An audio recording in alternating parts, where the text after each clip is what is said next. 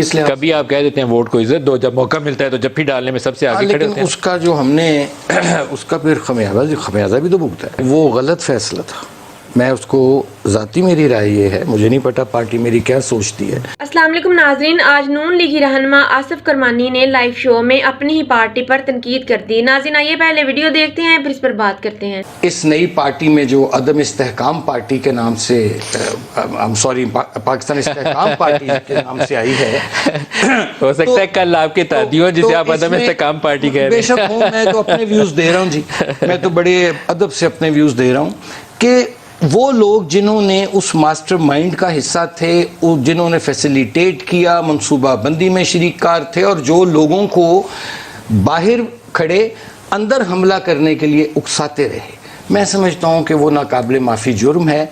और इसमें उन लोगों ने अगर पनाह लेते हैं वो किसी भी जमात में, मसलन मैं इस मामले में बड़ा क्लियर हूँ कि अगर वो मेरी जमात की तरफ उनमें से कोई आना चाहेगा तो मेरी एक नातवा आवाज़ है, मैं वो उनको मैं चाहूँगा कि उनको वेलकम ना किया जाए। आप भी उसी कैटेगरी में शामिल है, आपकी जमात भी फ़र्क नहीं है।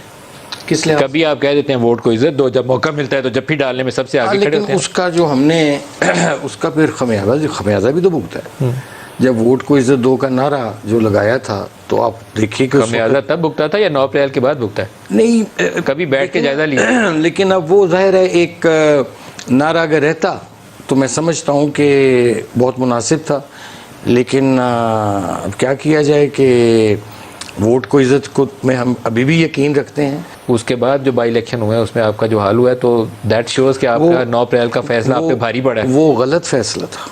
मैं उसको ज़ाती मेरी राय ये है, मुझे नहीं पता पार्टी मेरी क्या सोचती है, लेकिन जो हमने लोटों को टिकट दिए, जो ये जुलाई की बात आप कह रहे हैं, जो इलेक्शन हुए थे जिसमें 15 सीटें व्हील्स ले गई थी पीटीआई, तो उस पर वो रिएक्शन था, रद्द-ए-अमल दिया वोटर ने कि भाई ये गलत किया तुम लोगों ने।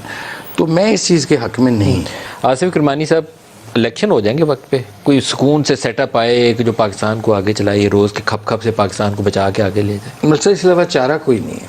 इलेक्शन होने चाहिए अक्टूबर में हो जाए, नवंबर में हो जाए, लेकिन इससे आगे नहीं जाने चाहिए और होने चाहिए, क्योंकि पाकिस्तान जो है वो वोट की बुनियाद पर बना था और ये वोट जो है इसकी बहुत सेंक्टिटी है। तो इलेक्शन में लोगों को कई लोग सियासी थ्योरी दे देते हैं, राजा रियाज ने कहीं कह दिया उससे फिर खप शुरू हो गई। इलेक्शन आगे नहीं जाने चाहिए ना, बिल्कुल मैं समझता हूँ आगे नहीं जाने चाहिए, क्योंकि जो मुल्क के हालात जा रहे हैं इसमें लोगों को जितनी जल्द उनको मौका दिया जाए अपने मुंतखब नुमाइंदे चुनने का और एक stable government for the next 5 years आए, ताकि वो फिर IMF से भी बात कर लेगी, वो बाकी भी लैंडिंग जितने आपकी ऑर्गेनाइजेशन उनसे बात कर लेगी, और एक इस मुल्क में जो एक गैर यकीनी और अफरा तफरी की एक हिजान है इस वक्त कि नोबडी नोज के जी 1 घंटे बाद क्या होने वो गैर यकीनी सूरत हाल के खात्मे के लिए इलेक्शन का होना बहुत जरूरी है। नाज़रीन अब वो वक्त आ चुका है कि नून लीगी रहनुमा अपनी पार्टी की गलत पॉलिसियों को देखते हुए तनकीद करने पर मजबूर हो चुके हैं। वो नून लीग वाले जो वोट को इज्जत दो के नारे लगाते थे, मौका मिलते ही बूट को इज्जत देनी शुरू हो गए और बूट को इतनी इज्जत दी कि बूट के चक्कर में इनका सारा वोट बैंक इनके हाथ से जाता रहा। इसीलिए अब ये इलेक्शन से फरार हो रहे हैं। नाज़रीन आपने आसिफ करमानी की गुफ्तगू सुनी, आपकी इससे मुतल्लिक क्या राय है? अपनी राय का इजहार कमेंट बॉक्स में करें। अगली वीडियो में मिलेंगे, तब तक के लिए अल्लाह हाफिज।